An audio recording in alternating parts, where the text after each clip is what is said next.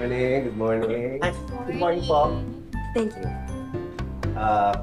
Bago tayo mag-start, papakilala ko lang yung bagong mga kasama natin sa meeting, si Vida. Good morning po. Sir, meron lang po sana kami itatanong kay Vida. Okay, sige. Vida, bakit puro negative ata yung mga comment mo sa mga produkto namin? Oo nga. Tulad ng comment mo dito sa PM Coco Water. Hindi lasang buko. Hindi nga po. Real talk lang. Kasi yung comment po dun sa PM Sparkling Water namin, ang sabi mo hindi maganda yung packaging at saka hindi siya masarap. Hindi rin ko po. Real talk lang. And what about our new PM Sports Drink? You said sobrang tamis naman. Sobra nga. Kaya mas lalong nakakauhaw. Real talk lang. Pero, kasi parang lahat ng mga comments mo parang mema lang. Hindi po. Actually, maraming netizens nakapareho ng opinion ko. Basahan niyo po kasi yung mga replies sa comments ko. Puro kasi kayo mga bashers. Hindi rin po. Actually, most of them are customers. Kaya sabi ko na nga po kay Sir Pipito, pwede na natin i-check yung mga products na binash ko. Totoo naman, medyo mababa yung sales ng mga produkto na binash niya. Kasi based din sa survey, parang mababa nga yung sales ko. Konti lang ang nakakagusto dun sa mga ibang produkto natin.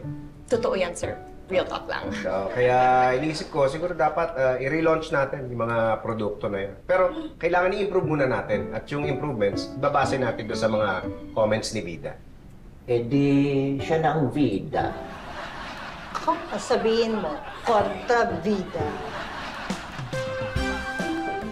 Guys, kailangan umalis si Sir Pipito dahil meron daw siya pupuntahang special na event. Ngayon, sabi niya, ituloy na lang daw natin to.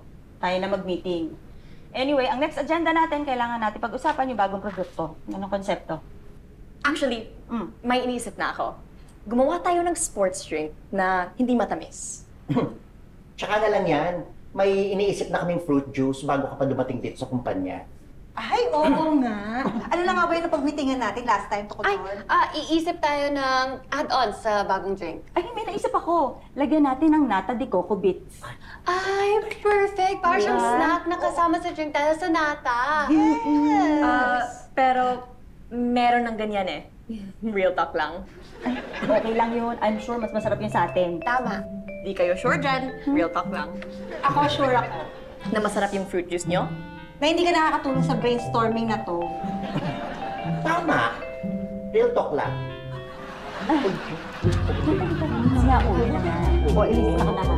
Lagyan na natin. Lagyan pa na siya. Be? Be? Be, pasensya ka na ha. Hindi kita naririnig eh. May bisita tayo! Siya si Bang Homeng! Gumagamot siya ng mga bingi! Talaga? Ha? Awas, awas,